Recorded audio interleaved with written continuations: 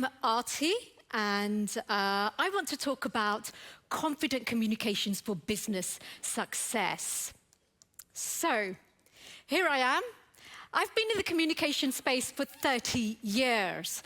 And to be honest, communications, well, we all do it. We're born with it. We're born doing it. As a baby, we do it.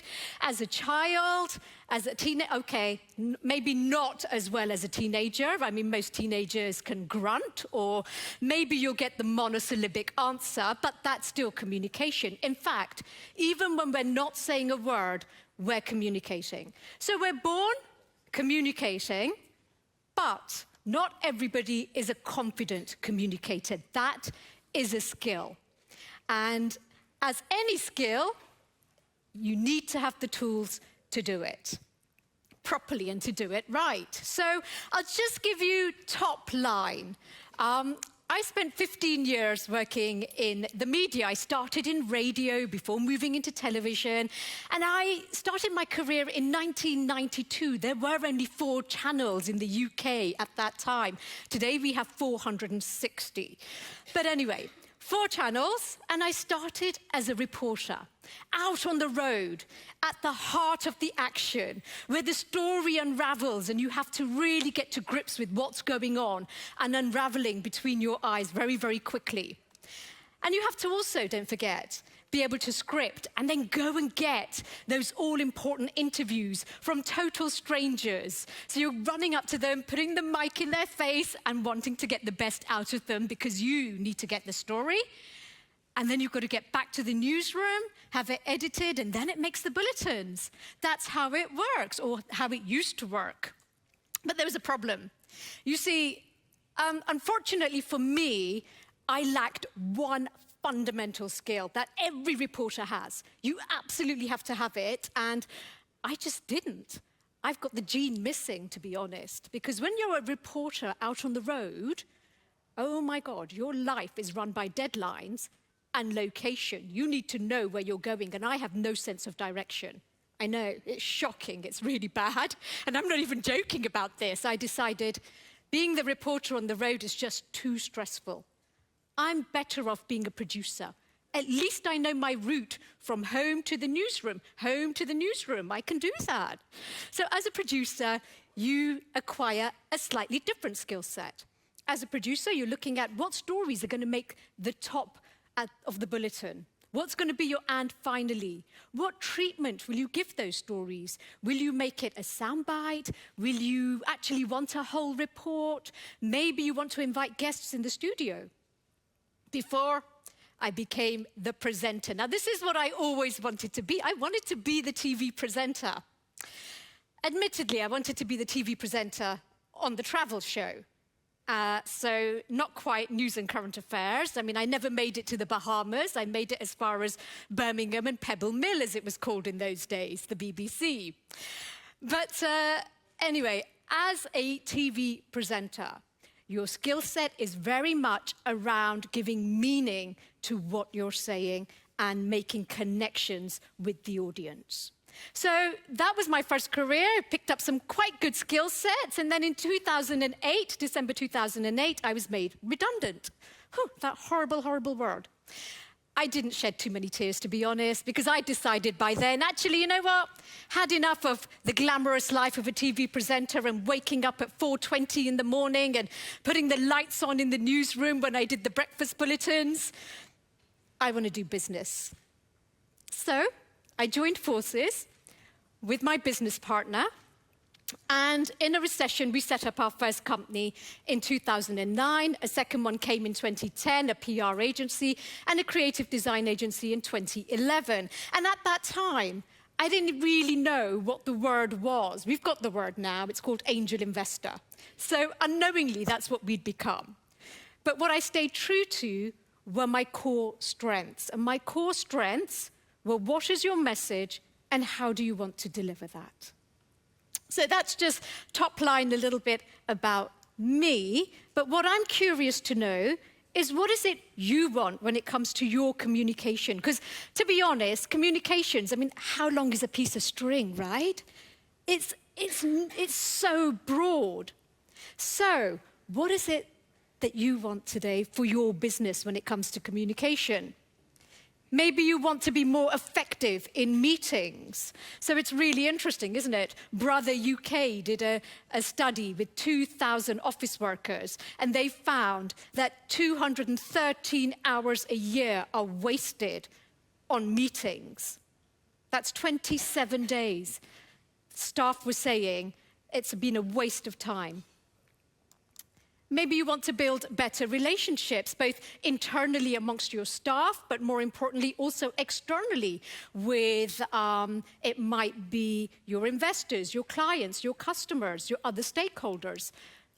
Maybe you want to empower others, your leaders in your business. Are you actually able to empower others? And this is a really interesting one because as an executive coach, I've worked a lot with leaders. And what I find is often they tend to feel, ooh, I'll do it all, or I can do it. And this is a trust issue with their staff because they genuinely feel their staff will not do it to the level that they want it done to, whatever that task is. Raising your profile. This is also an interesting one because it's not just about raising the profile of your business in today and age. It's much more around raising your profile as a leader as well, because we live in a time when everybody wants to know about everybody else. We are far more obsessed with people than we are with actual businesses. Manage or resolve conflict. Yeah, I can pretty much guarantee you throughout my career in business, there was always conflict. Now, it will happen. It will happen whether your business is going through growth pain or even if it's at a point where you want to exit. It's not about the conflict. That's a given. It's about how you manage that conflict. And then we have lead difficult people. This comes up again and again and again as well. I think it's really interesting, isn't it? Because there's always one. There's always one in every business who doesn't get on with the others or who's just a bit difficult or different or whatever you want to call it. But the truth of the matter is that person also tends to be a shining star in whatever it is that they do. And this shining star, as you see it, who has all this skill set and these strengths, that's great.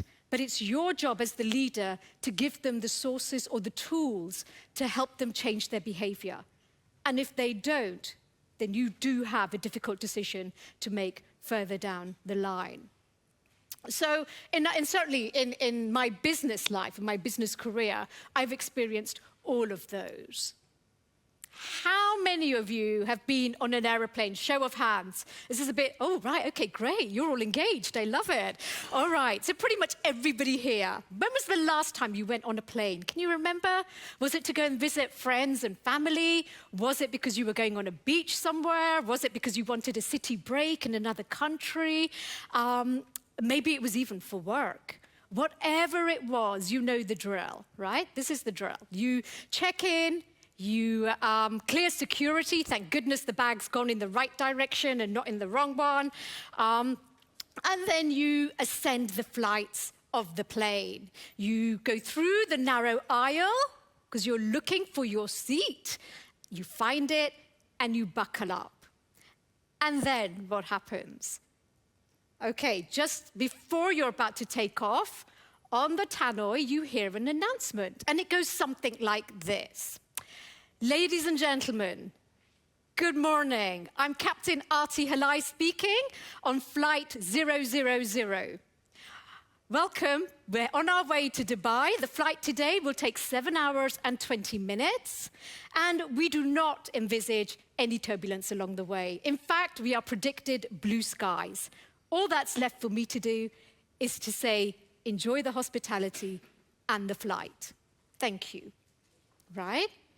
And that instills so much reassurance in us. That makes us feel comfortable. It makes us feel safe. That is confidence in action. Can you imagine if the pilot was doubtful, shaky, didn't know what he or she was saying? I mean, I think we'd pretty much want to get off that flight ASAP, right? So that is confidence. And this is where your confidence comes from. Confidence comes from two things. The first one is knowledge. So I'll give you another example. You've got a surgeon. The surgeon reads all the books in the world. But until they step into that operating theatre, would you be comfortable with the surgeon operating on you, particularly if it was something complex? I mean, me? I wouldn't even let a hairdresser get near my hair if they haven't picked up a pair of scissors earlier or beforehand. So that's confidence. And it's very much around knowledge, right? When you know what you want to talk about, when you know your subject matter, that's knowledge. When you've got good insight, that's knowledge. That gives us some good confidence. That's what I share in my media training when I work with clients, when I work with leaders. My job is to teach them about that changing media landscape and the media industry itself, because what I want to do is give them the knowledge. So the second thing there is the experience then, right? Experience comes from when you do something again and again and again, and it soars, it lifts if someone tells you you're good at it. So I don't know about you, show of hands again. How many of you can drive? How many of you can drive a car, ride a bicycle? Right. So I remember the first time I took my driving lessons, and the very first lesson, open the car door, I see 3 pedals, I see 2 feet, I'm like, uh-oh, this isn't going to work. Anyway, I sit in the seat. And then, all of a sudden, my instructor says to me, Arti, hands on the steering wheel in this position. Put it into first gear. Get it to biting point. Check your rear view mirror. Check your blind spot. Put the indicator on. And I'm like, this is just way too much. And then what happens, right? You get into it a second time, and you've learned 1 or 2 things, and then you do it again and again, and before you know it, you just get in the car and you drive. Obviously, for me, I have no idea where I'm driving to, because I have no sense of direction, but I do know how to drive. So that's a little bit about your confidence. It's very much these 2 things. And confidence is also very much aligned with your language. So remember the pilot that I told you about earlier? That pilot has a script that pilot follows. They know what they're saying. From knowing what you say, you get clarity. You get clarity of message. And when you get clarity of message, you feel so much better about what you're saying. So there are 4 types of confidence, and this comes from Dr. Nolene Karobo. This is the first type of confidence, self-value. Now, self-value is very much around, knowing your purpose, knowing what you want. How confident are you within yourself? How much do you put on self-worth for yourself? I'll give you an example. So in the early days, after I graduated from the University of Sussex, I graduated from the University of Sussex in 1992 without a media studies degree and not knowing a soul in the media. Oh, no, don't get me wrong, I did get a degree. It was in social policy and administration. Never used it to this day. But anyway, coming back to the point. So then I decided I got some work experience placements, which was fantastic. But I got quite a few of these, and they went on for quite a number of months. One day, I was doing them 6 days a week as well. I come home one evening, and my dad's sitting in the living room. I'm one of 5 girls. I've got 2 of my sisters here in the audience today. I'm the second eldest. Anyway, my dad comes in. He says, Arti, he calls me Arti. He said, come in, I want to talk to you. Take a seat. I was like, okay, yeah. And he's like, you graduated from university, right? I was like, Dad, what's wrong with you? You came to my graduation. You know I graduated in July. I was like, yes, good. And he was like, these work experience placements. I was like, I know, they're amazing. Do you know what? I'm learning so much. They're telling me I'm doing really well. And he said, right. He said, and how long have you been doing them? And I was like, about 7 months now, 8 months, I've got some more lined up. And he was like, right. He was like, everybody will tell you you're great if they don't have to pay you. Right? That's a real lesson in self-worth and self-value. I mean, he was right. I did have to go and get a job in some retail store. But I always went back on the weekend to this one little radio station, and I did eventually land the job there. And the rest, as they say, is history. So that's self-value. Then you've got expertise, pretty much says what it is on the can. Your confidence comes from knowing your skill set and your ability. Physical. Physical is really important. Physical is all about, how do you look? And whether we like to admit it or not, we make judgments on people within the first couple of seconds that we see them, right? If I was standing here with, spiked pink hair, I think you'd see me in a very different light. I mean, I know it would go with my dress, but, So physical is around your health. Physical is around, how you look. Physical is around what you're wearing. Does what you wear, does it make you feel good? Does it make you look good? Those things are really important. And then we have social confidence. Social confidence very much around, how do you engage in conversation with other people? So, what is your language like? Here you go, I come back to it again. And social confidence, interestingly, I tap into also when I talk about conversations. Conversations with yourself. How are you talking to yourself? Please don't all sit there thinking, no, I don't talk to myself. I mean, we all talk to ourselves, right? You have to learn to be kinder to yourself. Very interesting. Lots of studies have been done. We're very good at holding on to the negative stuff. You want feedback from someone, they'll give it to you. But actually, from 100 people, 90% have said it was great. The 10% say the total opposite. And what do you latch onto? And what do you keep with you as well going forward?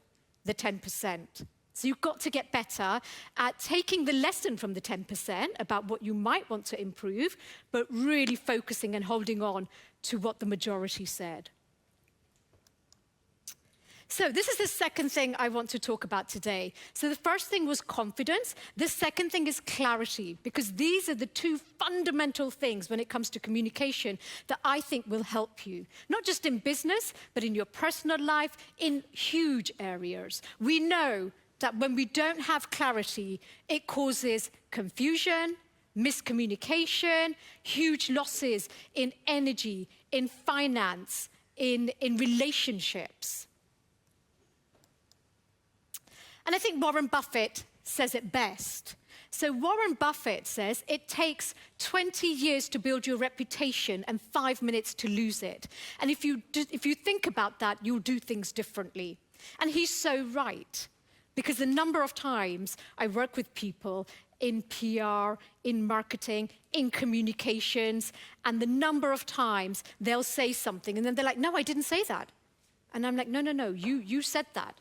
And they were like, no, but I didn't mean to say it in that way. So saying something is one thing, but it's not enough. You have to align the content, the words, the language with your voice, your vocals, and also your body language. All of it has to be aligned.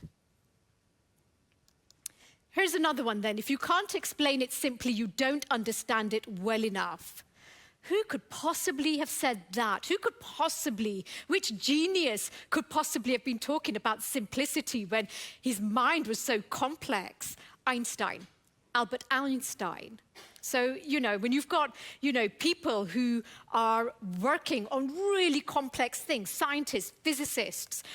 Yesterday, I had the privilege of being in the same room as someone who on Mensa scored 171. She's number one, the most highest rated on Mensa, a professor. So it just goes to show, at the end of the day, there is a difference between simplicity and clarity.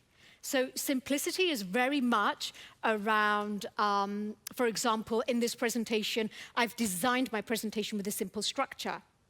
Clarity is much more around meaning. Okay, so I want to prove to you all that actually, though we, for whatever reason, are quite complex, and most of the time when I meet people, They're constantly layering. I mean, if I do a media training session with someone and I give them the gift of the question, tell me about your business. And the number of people that get tongue-tied, right? Keep things simple. You don't need to be overly complicated about anything. When we keep things simple, then we remember things.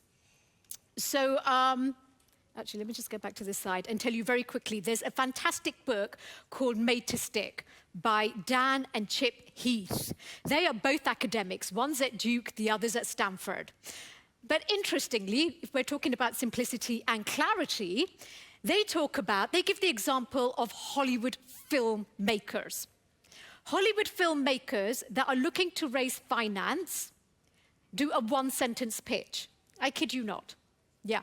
Before they can get into the next phase of the fundraising, they have to give a one-sentence pitch about the whole of their film.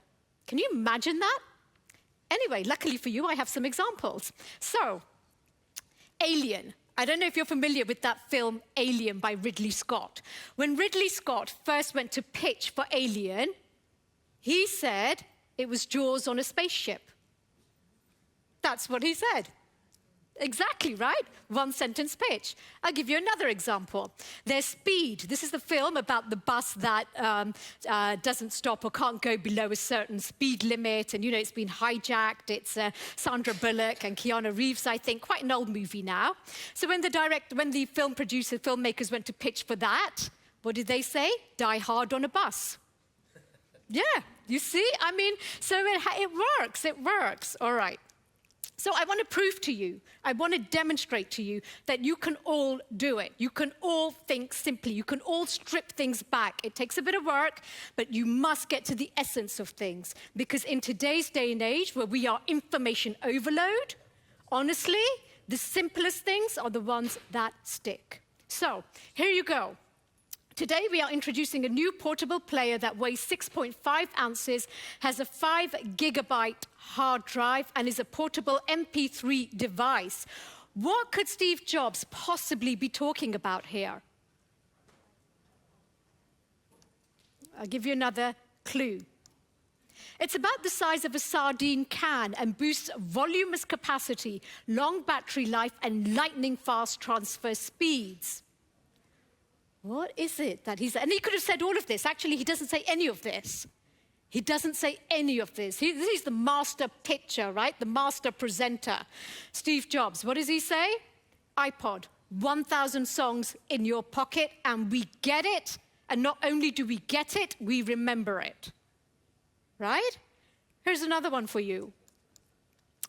Okay, a singular visual portrayal of a particular subject or scene in equal value to a verbal expression whose quantitative content equals 10 to the power of 3.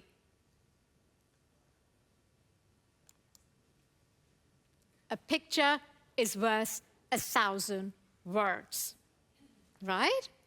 So the essence of what I'm talking about, what I'm sharing with you, is honestly, when you look at things, and I admit I learned the skill set in the newsroom where I had to summarize long press releases into 3 or 4 sentences, but you can all do it, right? Think about, I don't know, a children's story, and then you're saying to someone, oh, you'll love this story.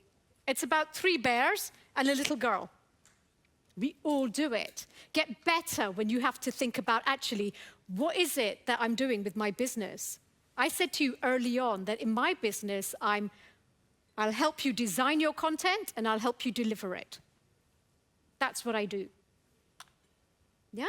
So that's a little bit around confidence and clarity. And I used exactly those 2 skill sets from all the others. They're the 2 that I think are of the paramount importance when we built the 3 businesses. So we started them in a recession. In 11 years, 2 of those businesses grew parallel. They reached 7 figures. They were debt-free, they were profitable, and they worked with some of the world's biggest brands. And if you asked me, Arti, what predominantly did you put it down to? It's the 2 things that I've just shared with you today. So I think my time is up. So I will say a huge thank you. And I hope you enjoyed learning a little bit more about confidence and clarity in your communication. Thank you, Arti. That was absolutely brilliant. Now, let's just check. We have got a few minutes for more questions, so we can take questions from our audience online and in the studio as well. So do show me your hand, and we'll come to you. I'll get the ball rolling with just a really practical one. What if somebody struggles with nerves? Particularly before a big meeting, presentation, maybe even broadcast. Have you got a practical tip? Yeah, that would be me then, Ollie, right? Before I jumped on. But so you saw the slide at the start that said confidence. I'm not a natural presenter. And I'm not a natural presenter. I have to work very hard at my art. So a couple of things that I do. Number one, I obviously have designed my content, but I do record myself. I record it and I practice it out loud. And I'll be honest with you, the first 2 or 3 attempts are awful. And I'm like, oh my God, this is boring for me. So then that will help you tighten it, and that will help you just kind of sort of, get the confidence to think, actually, you know what, this works better. I think there's such an insight from a global world-class broadcaster that you're doing that to this day. Fascinating. I see you there, and we'll go across the aisle. If we can run a mic, or I can help just into here. Thank you. Feel free to say who you are, but you don't have to. Thank you, and then we'll go across the way. Good morning. Parisa from Brunel University, London. You talk about confidence, and if anyone here in the room would like to start developing further confidence, what is the one character they need to build first in their mindset? One character that they need to have built in their mindset to start taking steps to build the confidence in the first place.